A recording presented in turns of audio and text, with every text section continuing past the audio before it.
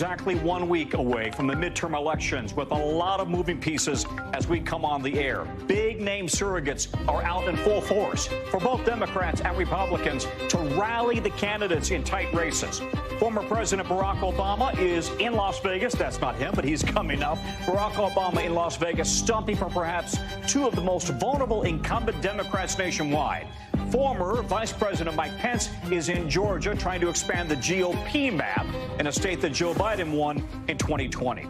And then the man who attacked House Speaker Nancy Pelosi's husband with a hammer arraigned today. Meanwhile, we're going to dig into the spread of baseless conspiracy theories about that attack. The rapper Takeoff from the rap trio Migos has been killed in a shooting in Houston. We'll have the latest from police on what happened there. Plus, amid growing national security concerns, leadership at the Federal Communications Commission wants the government to ban TikTok. And today, voters in Israel are casting their ballots for the 5th time in less than 4 years. Will former Prime Minister Benjamin Netanyahu return to power? Good day, I'm Tom Costello. I'm in for Hallie, and we are now exactly 1 week away from the midterm elections. Already more than 25 million people have cast their ballots. Both parties now making their final arguments to the voters, like in Georgia, where former Vice President Mike Pence joined Georgia Governor Brian Kemp on the trail today. I'm here because Stacey Abrams can never be governor of the great state of Georgia. We've got to re-elect Brian Kemp for 4 more years. Now, Pence's support is notable here because Kemp defeated a Trump-backed candidate in the primaries.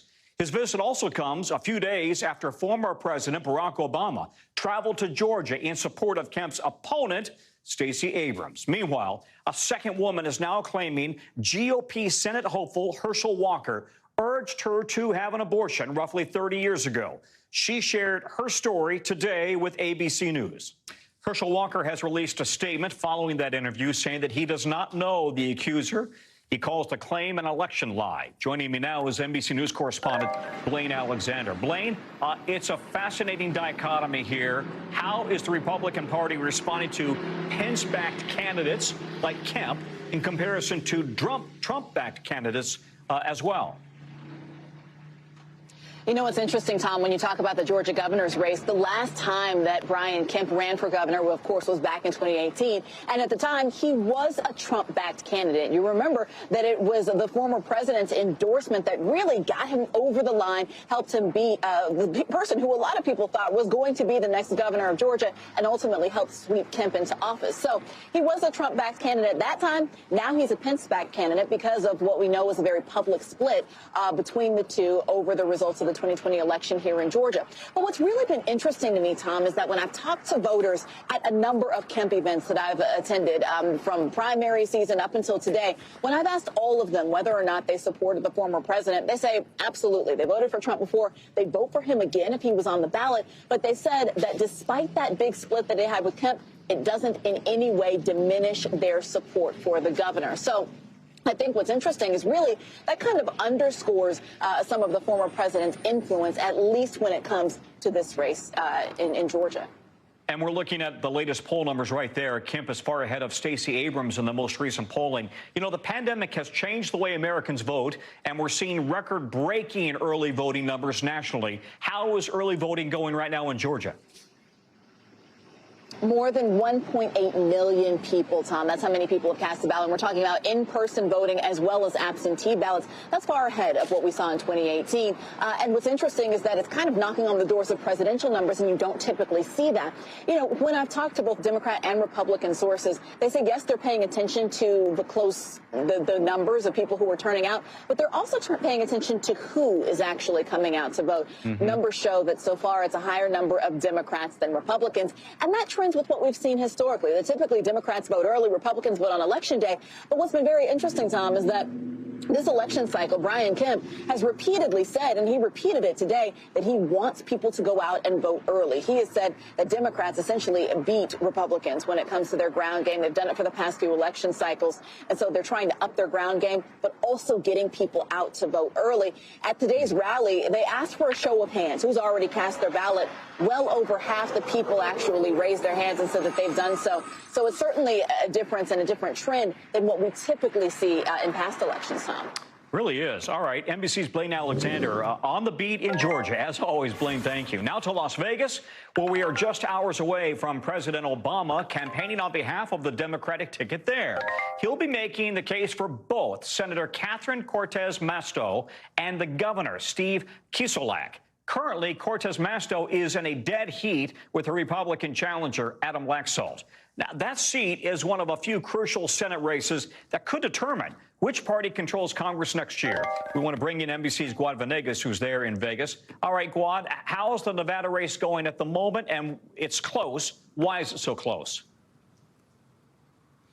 Tom, as those latest polls indicate, it is essentially tied according to those numbers. You know, it's been like that for the last year. We've been speaking to nonpartisan voters. You know, there's a few things that make Nevada very unique. One of those is the large number of people, especially leading up to the midterms, that registered as nonpartisan undecided voters. You have Barack Obama coming in today to energize Democrats. Catherine Cortez Masto hoping that he brings in that energy to get more people from the Democrat side to come out and vote early. We have early voting going into Friday here. We saw what Barack Obama did in Georgia, in Michigan, in Wisconsin. I mean, the amount of the power he has to make parts of his speeches in these rallies go viral and energize the base. That's what Democrats want to get here in Nevada, a state that Obama won both times when he won the presidency. He took Nevada, and also the state where Barack Obama has strong support from the Latino voters. Latino voters here are expected to be 1 in 5 of those that turn out to vote in the midterm. So this is what the Democrats are expecting to get from Barack Obama's visit as he speaks tonight at this early voting rally, Tom. Well, to your point there, Guad, you know, Senator Cortez Masto is the only Latina serving in the Senate currently. And we have her as well, I guess, talking about the Latino vote, right? I know these people. I know them. This is my family. And so this is what they really, that's the connection, is understanding the community and just showing up and engaging and talking with them. So, Guad, how does she then connect with that Latino voting bloc that President Obama connects with so well, as you suggested, and the state has kind of tinted red ever so slightly? Well, Tom, first off, I mean, she is Latina, so she represents the community. When Catherine Cortez Masto was elected to the Senate, there was a lot of messaging within Latino voters that there was more representation in Washington. And she's also worked with the community. She says she's been in close touch with the needs of the working class Latinos in the state of Nevada. So because of that, she's expecting to have Latinos come out and support her once again. Now, there's been a lot of studies looking into the Latino vote moving forward, not only in Nevada, but in the entire country. And there's much to say about what the future of the Latino vote will look like, whether it'll be the swinger voters of the future or not. But as of now, Latino voters have supported Democrats in Nevada in the last presidential elections, and they did support Catherine Cortez Masto, and she's counting on that support once again. When it comes to eligible voters in the state of Nevada, Latinos are actually 1 in 4 of the eligible voters, and this is a population that keeps growing tremendously. And again, having Barack Obama come here means a lot. Also, you know, we've been talking about this all day. When Barack Obama was president and he announced DACA, he chose the state of Nevada to make that announcement because of the close ties that the Democrats, that Barack Obama have with the Latino community and Latino voters in this state, Tom. All right. Well, quickly, Obama's visit to the Silver State follows trips to other key battleground states, right? Georgia, Wisconsin, Michigan. And he'll be visiting Pennsylvania and Arizona in the days to come. He's very popular, but is his popularity enough to stop a potential red wave in those critical battleground states? That's a big question here. You know, you look at the messaging coming into the midterms. We were talking to voters here for about a year, and a lot of them were upset, right? You've got a big group of voters that are working class, blue collar, who said they were upset because of the rise in the cost of housing, the economy, the cost of gas. But then the abortion issue became much more relevant with the decision by the Supreme Court. And then what happened was Democrats, both Governor Steve Sisolak and Catherine Cortez Masto, the senator, came out supporting abortion rights. So the question now is, are voters going to follow that messaging for Democrats that support abortion rights? Are they going to support Catherine Cortez Masto and Steve Sisolak, who have said they will stand for those abortion rights? The state of Nevada does support abortion, and there is legislation here to provide abortions. Or are they so upset at the current leadership with President Biden, with the governor, with Senator Cortez Masto, because of the economy and inflation, that they would be willing to vote for the Republicans? That is the question as we move on to the rest of these days in early voting and Election Day next week. And gas prices are still high. Guad, thank you. Guad Venegas in Las Vegas. All right, we have some breaking news now in the assault on House Speaker Nancy Pelosi's husband. The man accused of attacking Paul Pelosi in his home has pleaded not guilty. San Francisco's DA, Brooks Jenkins, is asking the court to withhold bail while he awaits trial. The hearing is set for Friday. The DA announced the state charges against DePape on Monday. They include attempted murder and assault. He faces more than 50 years in prison if found guilty on all of these charges. That's not including 2 federal charges filed by the Department of Justice, one on harming a U.S. official's family and another of attempted kidnapping. Joining us now, NBC News correspondent Aaron McLaughlin, who is in San Francisco.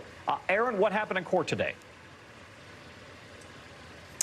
Hey, Tom. Well, according to colleagues inside the courtroom, the hearing lasted for less than 15 minutes. During the course of the hearing, we did hear from 42-year-old suspect David DePape acknowledged when asked by the judge that he understood. He said, quote, yes. He entered a not guilty plea represented by a public defender who, during the course of the proceedings, acknowledged that he had yet to read the full discovery. Now, the Pelosi family was expected to also have a presence in court via a Zoom link, although that link did not work, so that they were not privy to what happened in the actual hearing. The next court date is scheduled for November 4th. Tom. You know, there's been so much written about his potential motive. Any clarification at all on that today? Well, we heard from the district attorney say yesterday that she believes that this was politically motivated, and that belief is informed by a police interview that was conducted, a Mirandized interview that was caught on video or captured on video by the San Francisco police shortly after the attack. They interviewed DePape, and he outlined why he entered the Pelosi's home, and he says that he was trying to go after the Speaker of the House, Nancy Pelosi, wanted to confront her, hold her hostage, ask her a question, and in his words, according to the federal complaint, break her kneecaps if she lied to him. So prosecutors pointing to a political motive for this attack. We also today spoke to a neighbor as well as his former colleague who described a man who's isolated from society. Take a listen. From your time with him, did you get the sense that he may do something wrong?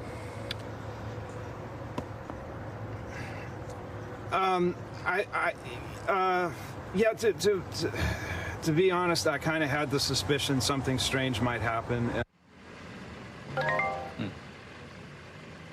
We also know from 2 law enforcement officials that he did have an online presence online expressing extremist views, both extreme far left views as well as extreme far right views. Tom.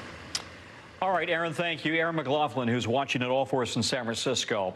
The Parkland school shooter, Nicholas Cruz, will be sentenced later this week. Last month, a jury spared the 24-year-old from the death penalty.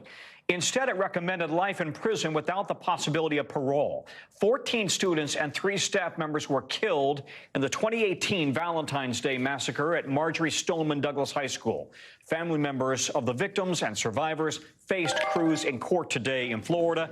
NBC's Sam Brock joins us now with more on that. Sam, a lot of these impact statements became emotional. What was said inside the court?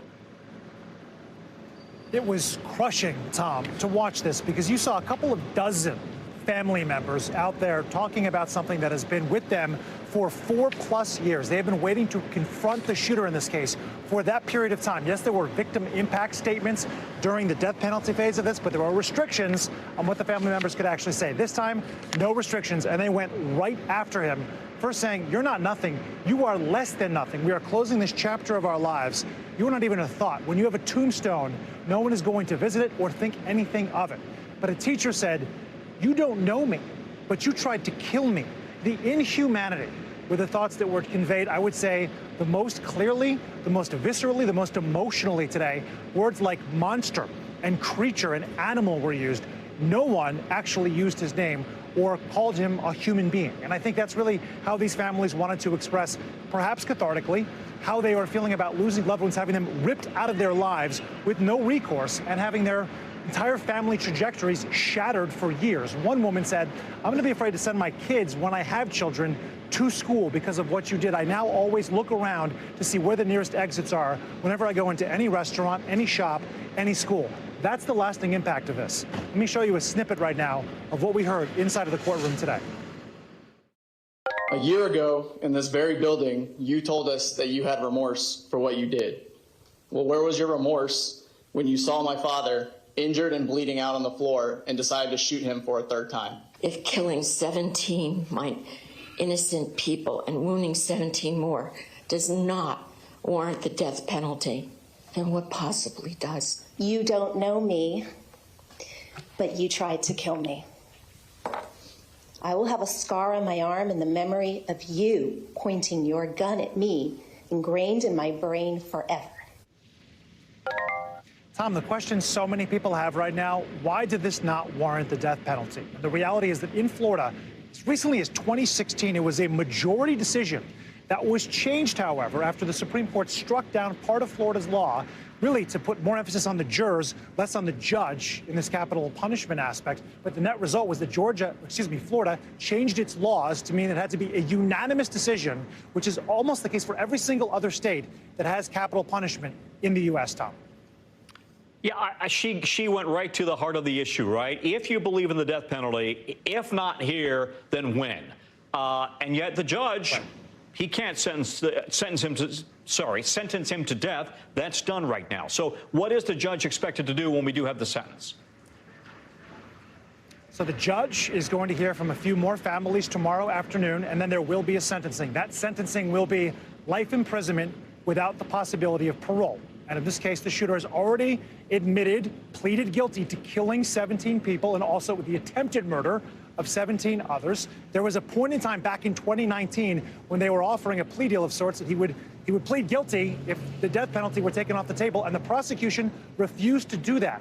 That was years ago. That's how adamant the county here and the state have been in pursuing capital punishment. But alas, despite what you've heard the family say, the victim statements you're hearing from us, how is that enough not to convince you that it is worthwhile for the jurors to hear the most high-level punishment possible? Why would you not listen to what we're saying? That's how these families feel, but the reality is that's not what's going to happen. I got literally 20 seconds, but wasn't it one juror who said no to the death penalty? 3. All 12 jurors found that there were enough aggregating factors, but 3 of them said that the mitigating circumstances were strong enough that it wasn't warranted. All right. Thanks for that clarification. Sam Brock in Miami for us. When we come back, an update from Ukraine. The country is working to restore both power and water after yet another wave of Russian missile strikes. Plus, you think you're tired of politics? Israelis are casting ballots today to pick a new prime minister for the 5th time in less than 4 years. We're coming back.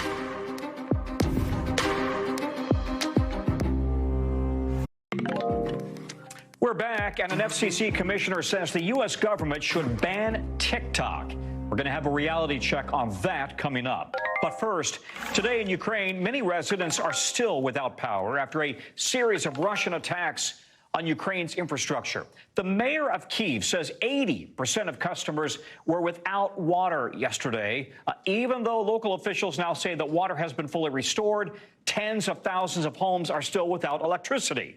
As of right now, the Ukrainian government says Russia has destroyed or severely damaged about 40% of Ukraine's energy infrastructure. Meanwhile, the United Nations is warning that global food prices will likely start rising again after Russia suspended its participation in the Black Sea Grain Initiative. That was a UN-brokered deal which had allowed food exports from Ukraine to resume. NBC foreign correspondent NBC foreign correspondent Matt Bradley is with me now in Kyiv. Sorry about that, Matt. Talk to us about the water and the power situation right now in Ukraine. Is this limited to Kyiv, or is it across the whole country?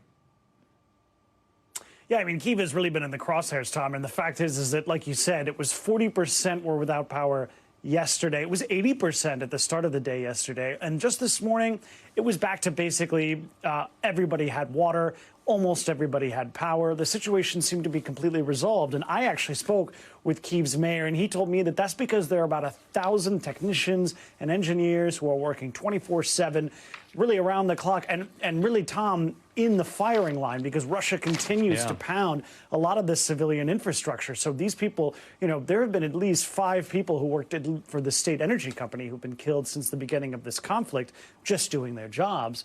But, you know, so this is a really big effort. And, you know, a lot of folks here, they're worried that when winter comes, they're not going to have as easy of a time getting all of these utilities back online.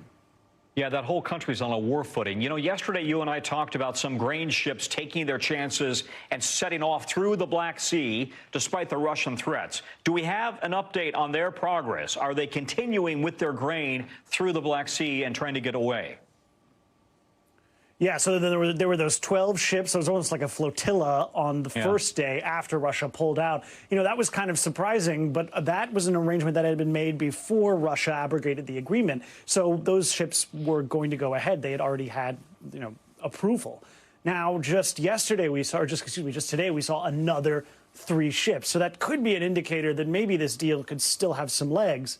But we've heard from most of the parties involved, and now we're talking about a deal that doesn't involve Russia. It just involves Ukraine, Turkey, and the United Nations. Turkey and the United Nations are the two parties that negotiated this grain deal in the first place. It looks as though they're not going to be launching any more ships tomorrow. So that's a bad sign, especially since quite a few of these ships are headed towards places like Ethiopia, which really are badly in need of grain and other foodstuffs. And this deal, in the 3 months it's been online, it's shipped more than 9 million metric tons of grain out of Ukraine. You know, out of the 20 million that were logged that were just blocked when the war began. So without this grain, like you said, we really could start to see food prices rise. And it won't surprise you to hear that's going to have the worst effect on the poorest in the world. Meanwhile, the U.S. Secretary of State, Anthony Blinken, is heading to a G7 meeting in Germany. Do we have any suggestions on what the topics might be for discussion there? Yeah, you know, Tom, these sorts of things, they cover a broader range of topics. They're talking shops among G7 foreign ministers. But, you know, it's going to be Ukraine. It's going to be energy. It's going to be things like climate change. But I think a lot of the main discussion is going to go on behind the scenes. And a lot of that is going to be focusing on things like Ukraine and the knock-on effects of this war, like inflation worldwide. And the big issue, and it's interesting that Germany is hosting this because they're kind of seen still as the weakest link in the European and American alliance that's been building up against Russia and trying to bolster Ukraine to help them fight. So Germany is the one that has the most to lose. They're the ones who could be enduring the hardest winter with the least supplies of fuel because they were so reliant on Russian energy to begin with. So I think you can expect, we don't know this for sure, I think you can expect a lot of these G7 ministers to prevail upon their German colleagues and tell them to stay strong, stay in the game, and don't let your publics freeze this winter, and don't let them lose hope in the fight against Russia. Tom? Nice to hear you've still got the church bells there in Kyiv. Matt, thank you very much. Matt Bradley, who's in Kyiv tonight. The U.S. isn't the only country about to elect new political leaders. Polls have just closed in Israel for the 5th parliamentary election in less than 4 years. Former Prime Minister Benjamin Netanyahu is hoping to stage a comeback. Here he is voting for himself earlier today. His potential comeback is riddled with controversy. For one thing, he's currently standing on trial on corruption charges. For another, he has attracted the support of far-right groups in Israel. Let's get into that with NBC's Raf Sanchez. He's in Tel Aviv. Raf, how's it looking right now? Tom, the polls closed about 90 minutes ago, and the initial exit polls from Israel's 3 main networks are showing Netanyahu on course to get back into power, to once again become Israel's prime minister. Now, these are initial exit polls. They could change in the next couple of hours, but I will tell you, here at Likud headquarters, they are jubilant. They are celebrating. They are waiting for Netanyahu, their candidate, to come here and speak at some point in the next couple of hours. That path to a majority that Netanyahu appears to have in these exit polls, Tom, depends very heavily on the Israeli far right. But if these polls do hold, it would just be an absolutely extraordinary comeback for Israel's major political survivor. Okay, well, help us understand that. Who is fueling Netanyahu's support, and to what extent? How is this possible that he's made a comeback 18 months after being kicked out of power? That is the question so many people are asking here, especially given that Netanyahu is literally on trial for corruption right now. He's both a political candidate and a defendant, and possibly soon to be a prime minister again.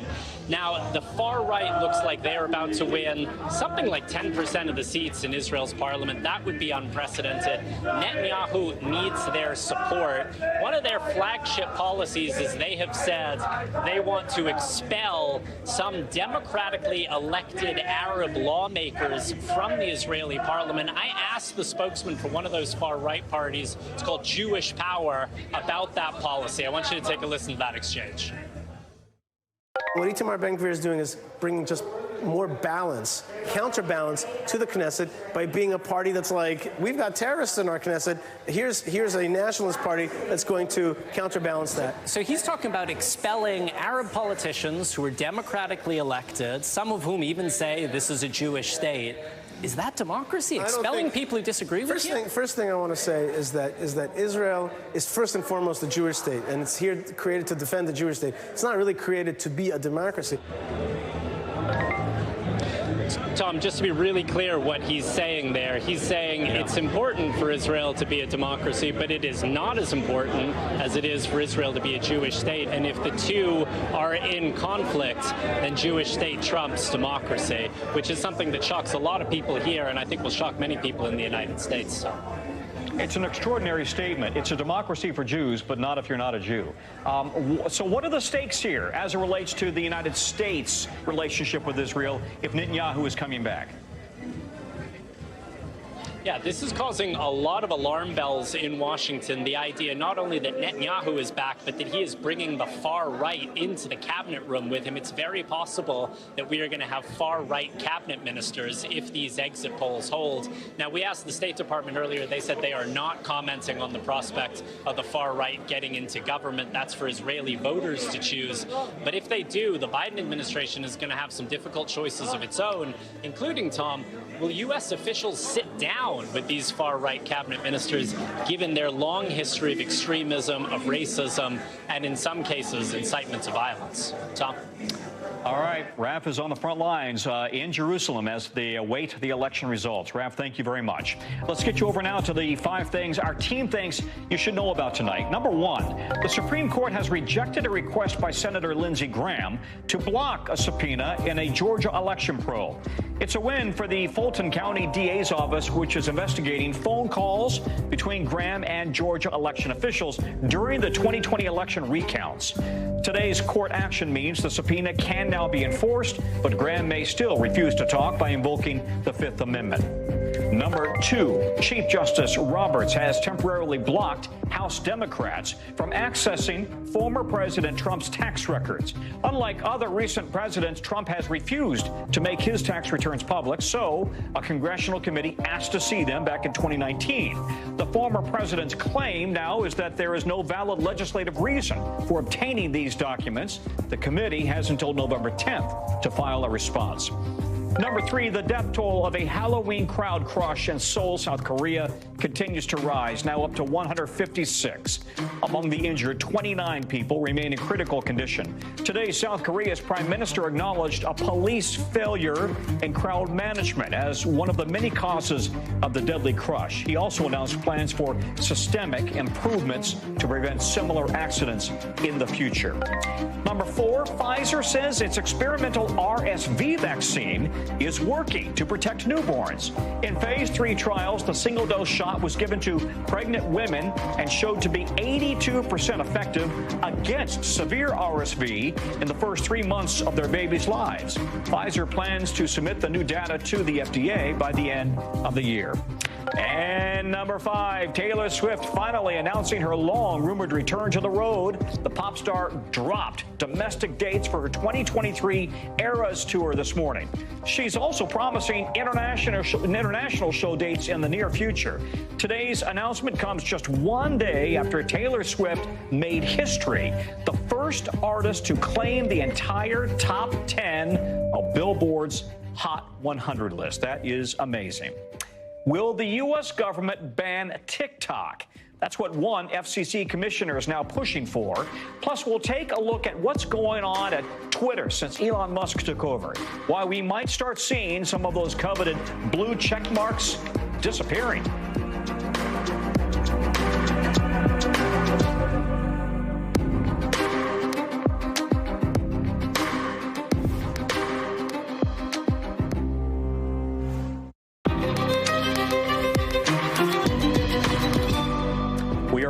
And with rising grocery prices, food insecurity is becoming a big problem across the country. We're going to take a look at why it's not a front and center campaign issue during the midterms in just a minute. But first, a top federal communications commissioner says the U.S. should ban one of the most popular apps in the world, TikTok.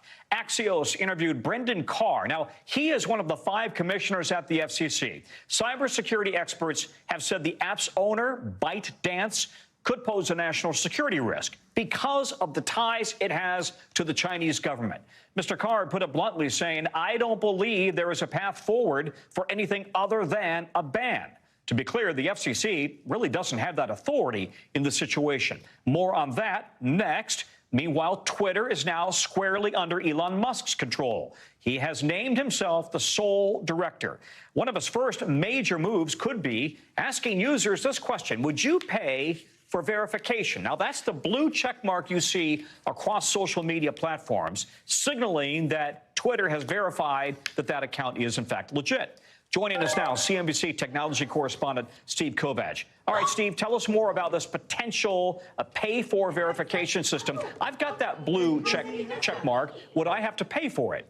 Yeah, it might go away pretty soon, Tom, so get ready to pay up. So here's the latest, and I want to caveat this because everything Elon Musk says isn't true until it actually happens. He could easily change his mind. But right now, his thinking is charging $8 a month for part of Twitter Blue, which is their current subscription service. It lets you do things like edit tweets, but he's going to add more features to it, including verification. So if you want that blue check mark, you have to pay $8 a month. And he's also saying people who do pay the $8 a month, their tweets will be surfaced to the top. For example, if you reply to someone on Twitter, people will see your tweet above someone who doesn't pay. Now, he says this helps combat spam and bots and trolls better than if people just got verified because they're a celebrity or a journalist or a public figure. So that's kind of how he's thinking about it now. But again, anything could change. It's Elon Musk. Yeah, he does have that track record, doesn't he? All right, well, listen, he wants his employees to redesign the verification and the subscription systems by next week. So first, what will that look like? And is this sort of a glimpse into Elon Musk's management style, kind of a day by day and making it up as he goes? Yeah, and that's exactly how he runs his other companies, Tesla and the Boring Company and SpaceX. It's kind of at his whim. So if you work for Mr. Musk, you have to be kind of nimble to work with him. But as far as the subscription project, here's why he's thinking about it, because right now, 90% of Twitter's money comes from advertising, and there's a real concern. We're already hearing concerns from advertisers who are saying we're going to pause putting ads on Twitter and paying Twitter to show our ads until we have a better idea what Musk wants to do with the platform and whether it's going to be brand safe for us to advertise. So he needs to make money other ways, and that means charging you for features such as what I just said, the verification badge, and those other bonuses like the ability to edit tweets. Now, right now, that product costs about $3 a month, and he's going to supposedly move it up to $8 a month. But we've heard he's been experimenting with pricing models as high as $20 a month. So it's really anyone's guess until this actually launches, if it launches next week. Yeah, and you mentioned the fact that advertisers are concerned because of the explosion of anti-Semitic and racist stuff on Twitter in the last few days. All right, let's move on to what a lot of our viewers on the internet right now want to know about. TikTok. This FCC commissioner saying that TikTok is a risk because users' information could potentially be swept up by the Chinese government. This is not a new concern, right? No, not at all. This has been going back. I mean, you'll remember over 2 years ago, the Trump administration was looking at this and made attempts to ban TikTok. So what's happening right now, Tom, is CFIUS, which is the Committee for Foreign Investment in the U.S., is part of the Treasury Department. They're working with TikTok right now to see what that looks like, because having a Chinese-backed company operate here and what kind of safeguards they can put in place. Now, what Commissioner Carr said today, the reason why his words carry so much weight is because he flagged the warning on companies like Huawei, the Chinese hardware company, from operating here in the United States, selling telecom equipment and potentially creating ways to hack into your phone by providing telecom equipment to the carriers. So it was actually his comments actually helped spur bipartisan legislation, almost unanimously backed in Congress, to ban those entities from operating here in the U.S. So because he said this about TikTok, people are taking those words very seriously. Well, listen, I've heard it from many people who say they don't have TikTok for that very reason. They're convinced that there's a database in China and TikTok feeds into it all of the user information. Who knows if it's true, but that's the fear anyway. Steve, thank you. Steve Kovach from CNBC for us. All right, up next, President Biden's push to protect Social Security today. Plus, as we mentioned, food insecurity is a growing problem across the country. So why aren't more politicians talking about this on the campaign trail? It's a real bread and butter issue, really. So that's just ahead.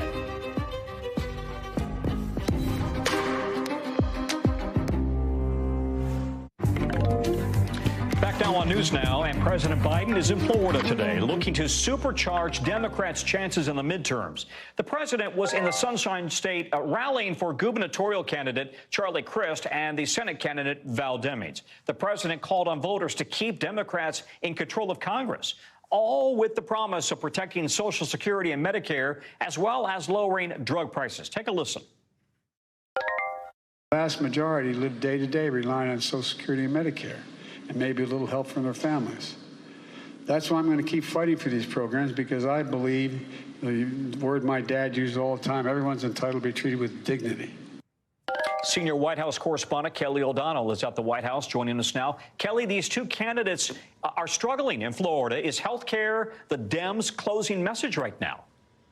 Well, it is certainly one of the messages, and this is a kind of a message the president had planned to give a couple of weeks ago at the time Hurricane Ian struck. And so this is a bit of a makeup as well as some midterm campaigning. So the president wanted to make this argument, which is certainly relevant in Florida, where there are many retirees and where people have a very personal understanding of the benefits of Social Security, Medicare, and the cost of prescription drugs. But as the president's comments always go much beyond the borders of where he's visiting, it may be a message that resonates beyond Florida, too. So this speech today is doing a few different jobs. So it's an official event, it's a political event, and it is about a closing argument for the White House, where the president believes that Democrats have something to really bring to voters as a choice. Not so much about what's happened in the last 2 years, but saying that if Republicans are in charge, they have talked publicly about having a sunset provision on things like Social Security and Medicare, where Congress would have to vote again to approve those programs. And those are a big part of people's lives.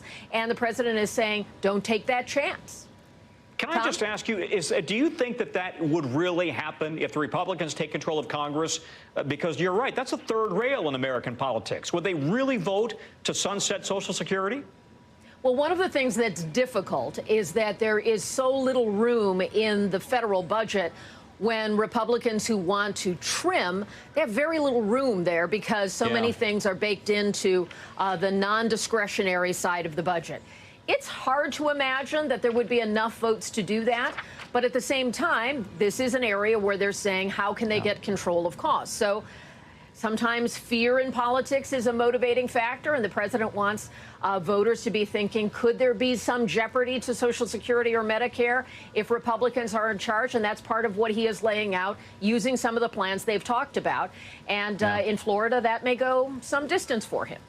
All right, so what's next for the president in the run-up to the midterms? Where's he going? Well, one thing we'll be looking for is a bit of a reunion with his former partner in governing, with former President Obama, getting out on the campaign trail, working together to do that. We expect to see that over these next few days in a state like Pennsylvania. We also expect that the president is trying to use his time in places where he can get that message out.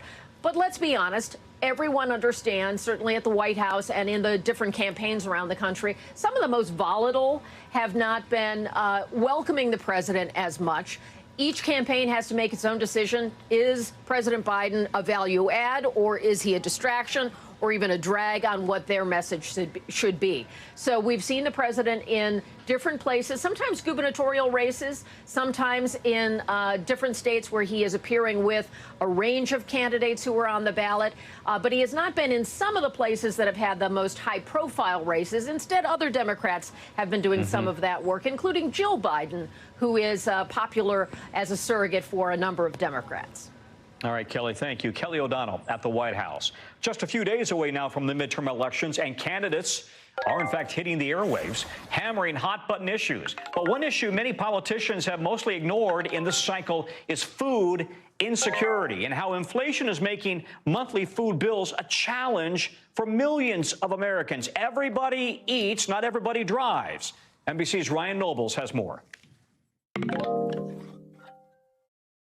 The economy. Whether you're a small business owner that's dealt with difficult times during the course of this pandemic. Abortion. I have a deep and abiding respect for choice. States can decide for themselves. Guns. Americans have a Second Amendment right to protect themselves. Just a few of the topics politicians are centering in their midterm campaign messaging. But there's one big topic missing: food insecurity.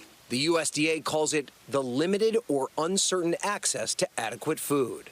Last year, over 33 million people felt it. And this year, inflation pushing food prices up 13% in September compared to a year ago. One survey showing 24% of grocery store shoppers saying they're often buying fewer items to save money, jumping up 9% from last year. Hunger is a nonpartisan issue, and it affects residents of all demographics. Mike Hawkran runs a food pantry in Ohio and says they're now seeing more people than ever come in for the first time.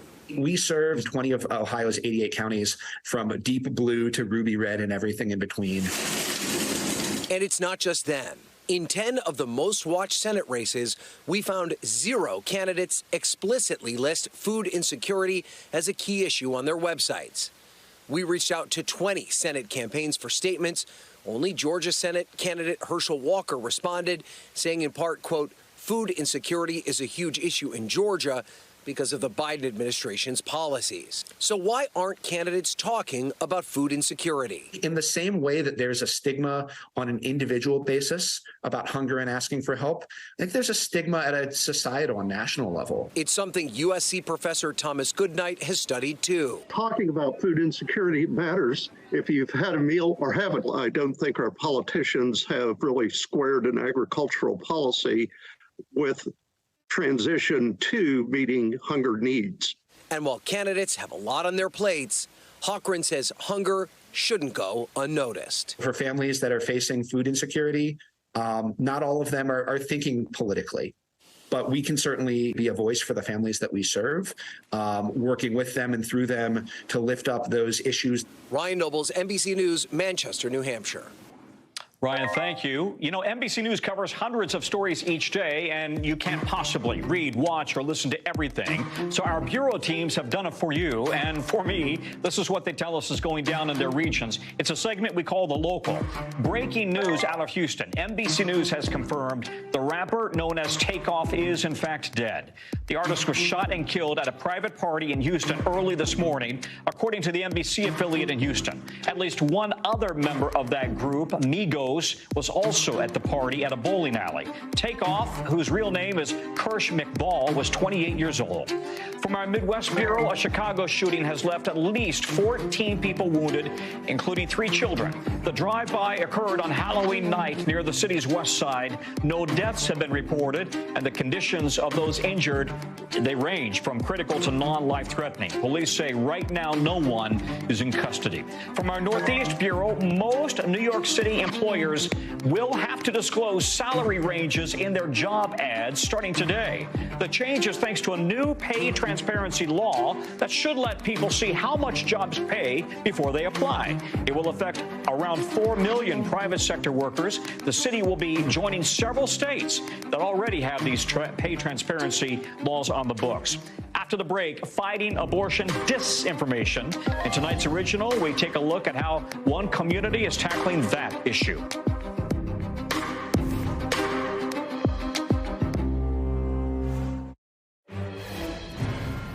More breaking news at this hour. Former Kansas City Chiefs assistant coach Britt Reed has been sentenced to 3 years in prison as part of a felony DUI plea deal. Reed, who is the son of Chiefs head coach Andy Reid, admitted getting drunk at the team facility back in 2021 before trying to drive home. He crashed into 2 parked cars on the side of the interstate. 6 people, including Reed, were hurt. A 5-year-old girl left with a serious brain injury. Reed pleaded guilty in September to driving while intoxicated, causing serious bodily injury. And now we want to bring you today's original with in-depth reporting on a topic we've been keeping an eye on: abortion disinformation, specifically disinformation targeted at abortion seekers within the Latinx community. NBC's Kathy Park has a closer look at the impact of false information and how one group is working to fight back.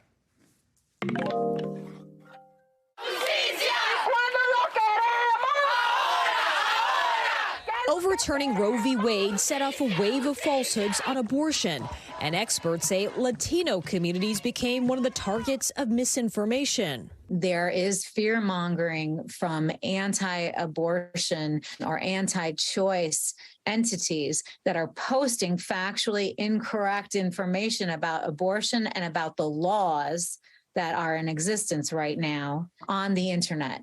And these posts are directly targeting people who speak Spanish. According to a September 2021 Nielsen report, Latinos are particularly vulnerable to online disinformation because they spend more time on almost all social media and messaging apps compared to the general population. I use WhatsApp, Facebook, and all this. Dariana Hurtado, a New York City resident, says on those apps, she has seen posts trying to capitalize on the confusion. This Facebook post is just one of many examples, falsely saying abortion was the leading cause of death worldwide last year. But research shows only 2% of all abortions in the U.S. involve some type of complication, and most are considered minor. It's confusion because I'm not sure sometimes that the abortion is good or no. Dr. Melissa Simon, who is Latina and OBGYN at Northwestern Medicine, says wrong information on abortion care is intersecting with immigration status. They're fearful of the ramifications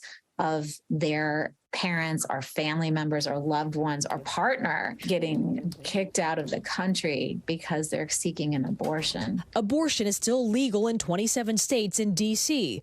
More than a dozen states have banned it, with some exceptions including maternal health, rape, and incest. And 7 states have pending bans that could go into effect later this year. But the disinformation groups prey on the perceived lack of legal clarity. There's a lot of confusion about what's happening in our states, all of that not knowing, all of that anxiety, all of that fear, then makes us even more vulnerable to mis and disinformation. Charo Valero, an abortion rights advocate in Florida, says the false information is oftentimes shared on social media by people you may trust, like politicians and family members. People are just sharing whatever information they have, and sometimes that information might be false. Meta, the parent company of Facebook and WhatsApp, told NBC News the company has invested millions into fact-checking on Facebook, including posts in Spanish, and says when it comes to WhatsApp, it cannot control content because those user conversations are encrypted, but has initiatives to connect Spanish-speaking communities with reliable information on the app. One of the ways in which we're countering mis and disinformation and prejudice is deep conversations in education. It's almost like we're inoculating people ahead of time of what we know they're eventually going to hear. So there's a lot of long-term work. Kathy Park, NBC News. Kathy, thank you. That's a wrap for us at this hour. More tomorrow, same place, same time. The news continues. Thanks for watching our YouTube channel. Follow today's top stories and breaking news by downloading the NBC News app.